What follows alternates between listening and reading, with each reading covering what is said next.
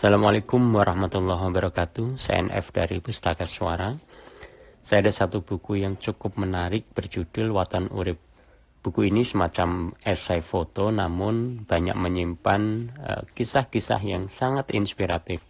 Uniknya lagi, buku ini bukan hadir atau disuguhkan oleh pikiran-pikiran seorang filosof, seorang guru besar atau orang-orang yang sangat terdidik atau berpendidikan tinggi, melainkan buku ini hadir atau kisah-kisah ini hadir dari para tukang becak yang ada di Yogyakarta. Jadi buku ini foto-fotonya sangat menarik, lalu ada esai yang ditulis oleh Sindunata, fotografernya adalah Agus Leonardus, dan layout bukunya adalah oleh Ong Hariwahyu. Jadi 3 orang ini adalah 3 orang yang hebat di bidangnya masing-masing sehingga mampu atau bisa melahirkan buku yang sangat menarik ini. Nah, buku ini adalah kisah-kisah dari para tukang becak yang mempunyai cara hidup, mempunyai cara pandang yang cukup menarik. Saya contohkan satu kisah, yakni dari Pak Sukiman. Apa yang bukan jatah dan rezeki saya, tak bisa saya dapat.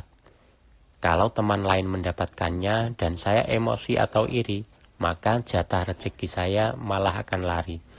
Nah, kalimat ini adalah kalimat dari Pak Sukiman yang dia sudah lama sekali menjadi tukang becak. Dia asli dari Delanggu, Klaten. Jadi dia bolak-balik dari Jogja ke Delanggu dengan becaknya tersebut.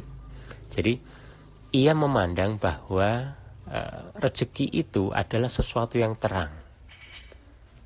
Jadi dia melihat rezeki itu adalah sesuatu yang terang sehingga hatinya pun harus terang. Karena ketika rezeki itu terang dan hatinya terang, maka 2 hal ini akan menyatu. Tukang becak selalu melihat dunia ini dengan kacamata positif. Ada banyak hal yang bisa menjadikan mereka bersyukur dan rezeki pun akan mendekat. Mereka tidak boleh iri dengan jatah rezeki orang lain. Jadi ketika ada temannya yang sudah 2 kali narik, dia tetap belum dapat, dia akan selalu bersyukur untuk menjalani hari-hari. Inilah apa yang disampaikan oleh Pak Sukiman. Tidak jauh berbeda dengan apa yang disampaikan oleh Pak Kliwon. Jadi Pak Kliwon ini adalah tukang becak di Lempuyangan, Yogyakarta. Jadi Pak Kliwon ini usianya sudah di atas 60 tahun. Pada waktu buku ini terbit tahun 2005, Pak Kliwon ini sudah 40 tahun becak. Ada kata-kata yang cukup menggelitik atau inspiratif bagi kita yang membaca, dan ini disuguhkan sangat menarik oleh Sindunata. Pak Kliwon mengatakan, kalau kurang, siapapun akan kurang. Orang kaya juga selalu kurang. Dan dalam hal kekurangan, jangan kita membandingkan dengan mereka yang berkelebihan. Tengoklah ke bawah, jangan ke atas. Di bawah kita juga banyak kok wong yang kere yang lebih tidak enak daripada kita. Mereka belum tentu bisa makan seperti kita. Maka syukur tukang becak, kita masih bisa makan. Jadi Pak Kliwon ini selalu melihat pada sisi ekonomi itu kepada orang yang ada di bawahnya. Dia bisa makan itu adalah sesuatu hal yang sangat mereka syukuri atau sangat disyukurinya. Ketika mereka melihat ke atas, selalu akan merasa kurang. Nah, itulah yang selalu digenggam oleh Pak Kliwon. Di buku ini, Sindunata menggunakan istilah ilmu banyu mili atau ilmu waton urip. Jadi 2 filsafat ini didapat dari para tukang becak. Jadi ilmu banyu mili itu adalah, banyu mili itu maknanya adalah mengalir, air yang mengalir. Jadi rezekinya itu akan selalu mengalir dan tidak akan sampai kering. Meskipun mengalirnya itu adalah mengalir yang sangat pelan dan sedikit, tapi tidak akan sampai kering. Itulah filsafat Banyumili. Rezekinya akan selalu ada dan tidak pernah sampai kering. Sementara untuk ilmu waton urip, ilmu waton urip ini adalah bukan maknanya bukan asal hidup. Akan tetapi ilmu waton urip itu adalah bagaimana menerima hidup itu tanpa selalu memberontak. Bagaimana menerima hidup itu tanpa selalu mengeluh. Apa yang diberikan hidup, maka diterima dengan lapang dada. Apa yang tidak diberikan hidup, jangan pernah untuk diminta. Jadi ilmu waton urip dan Banyumili ini, itulah dua ilmu yang hadir dalam kisah-kisah para tukang becak yang disuguhkan dalam buku yang ditulis oleh Sindunata, yang diterbitkan tahun 2005 ini. Jadi Anda perlu membaca buku yang sangat menarik ini. Ada satu kisah lagi yang hadir atau dihadirkan oleh Sindunata, oleh penulis buku ini, yakni satu kisah tentang tukang becak perempuan.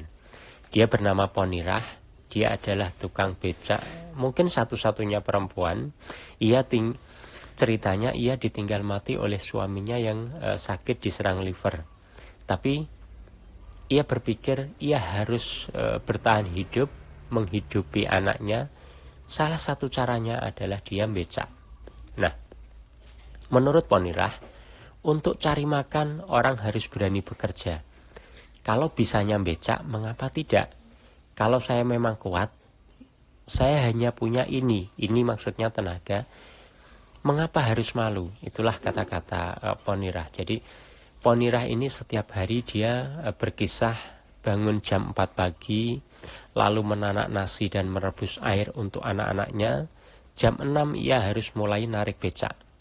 Jadi kini usianya pun sudah tidak muda lagi, dan perempuan ini, Ponirah tersebut, tetap becak untuk mencari makan. Jadi kisah Ponirah pun akan menarik ketika kita membaca bagaimana dia berfilsafat.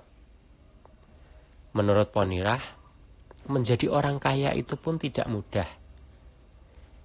Nyatanya orang itu kaya kok giginya sudah habis.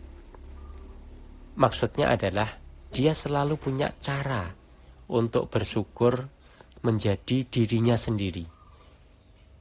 Jadi ada orang kaya, apakah dia selalu bahagia? Menurut Ponirah tidak juga. Buktinya dia menunjuk orang yang kaya yang giginya ternyata habis dan dia berada di kursi roda. Maksudnya ada hal-hal yang selalu menjadi hal positif yang perlu disyukuri. Sekali lagi, dua ilmu ini coba dihadirkan oleh Sindunata dari kisah-kisah para tukang becak tersebut, yakni ilmu waton urip dan ilmu Banyumili. Dan foto-fotonya cukup menggugah, cukup menarik. Bagaimana seleber becak itu ditulisi oleh para tukang becak yang punya makna dan punya sejarah bagi pribadi masing-masing. Jadi Banyumili misalkan itu juga ditulis di selebar becak mereka. Waton urip itu juga ditulis oleh mereka di selebar becaknya. Bahkan ada beberapa tukang becak itu yang memaknai dirinya adalah bukan tukang becak, tapi wong becak. Ini pun bisa menghadirkan pemaknaan yang sangat-sangat mendalam. Bagaimana mereka tidak diminta dianggap sebagai tukang atau barang yang hanya pada sisi skillnya, tapi mereka ingin dipandang sebagai wong becak, yaitu orang. Jadi sisi-sisi itulah yang coba dihadirkan oleh Sindunata, Agus Leonardus, dan Ong Hari Wahyu dalam buku yang berjudul Waton Urip ini. Jadi buku Waton Urip ini sebenarnya unik juga. Ini saya mendapatkannya di buku Loaan yang harganya sangat-sangat murah. kemungkinan penjualnya ya melihatnya buku ini sebagai buku majalah biasa.